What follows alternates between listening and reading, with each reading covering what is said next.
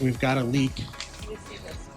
He's got a low edge liner right in there. Definitely he knows about, because they saw it when the guy came to do the waterfall over. I dug over here. This edge was low. I pulled it up, but back underneath there is definitely wet. I think we have an issue that the liner comes underneath all this. We can see a piece there. I think it comes back. I don't know if it has a hole or it's just tucked and folded back in there, because the wife had a picture of a liner is all completely exposed. So we're gonna dig this out to try and find where this spot is leaking, because right now it was on the skimmer in the middle. It's not. So it's leaked again below that, which is that part right there. They must have another edge, and I think it has to be in this spot here, hopefully. This edge has a bunch of crap behind it.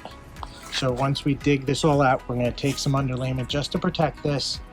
But definitely we have here somewhere, I'm pretty certain this liner has got some folds that they just didn't know what they were doing, and they fold and fold and fold, and they have a low spot because this wall got rebuilt all around it. And so if they had some of this over excavated, I think they pushed the liner up and they didn't fold it correctly, because that was super low right in there.